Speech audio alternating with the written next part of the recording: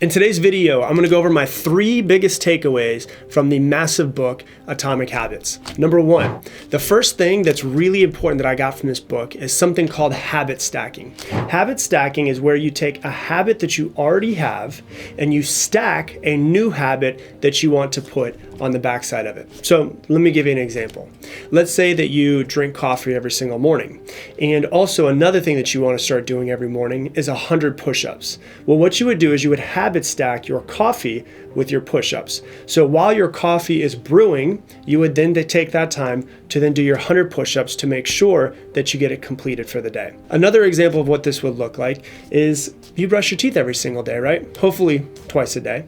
Well, let's say you also want to have affirmations that you're starting to ingrain into your subconscious. The way that this would look is you would take those affirmations, and while you're brushing your teeth in the morning, you would repeat your affirmations in your head over and over and over again for the entire 2 or 3 minutes of brushing your teeth. And then every single evening, you would do the exact same thing. So with both of these examples, what you're doing is you're stacking a new habit and a behavior that you're trying to ingrain into yourself on the back end of a habit that you do every single day. My second biggest takeaway from this book is something called identity-based habits. Identity-based habits means that we will take action towards the identity of who we think we are. And so one of the quotes that I really love from this book is, instead of saying, I want to run a marathon, think, I am a runner. This shift makes the habit more integral to your self-image and thus more sustainable. He says the goal is not to read a book, the goal is to become a reader. The goal is not to run a marathon, the goal is to become a runner. And another one of the quotes that he says inside this book, which is probably my favorite, that has to do with identity-based habits, is this. He says, every action that you take is a vote for the person that you wish to become.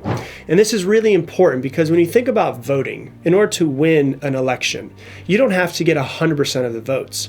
You just have to have the majority of the votes.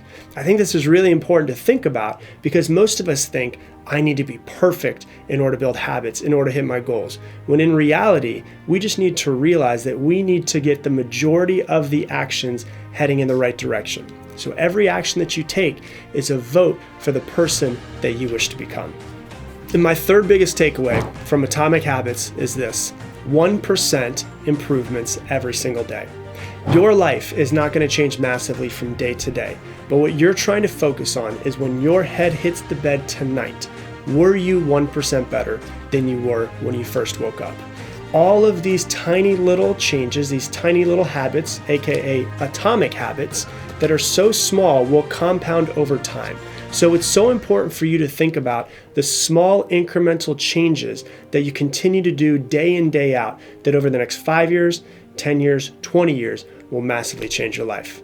So those are my 3 biggest takeaways from Atomic Habits. If you haven't read it yet, I recommend that you do. I'm curious, if you've read Atomic Habits, let me know down below and let me know some of your biggest takeaways.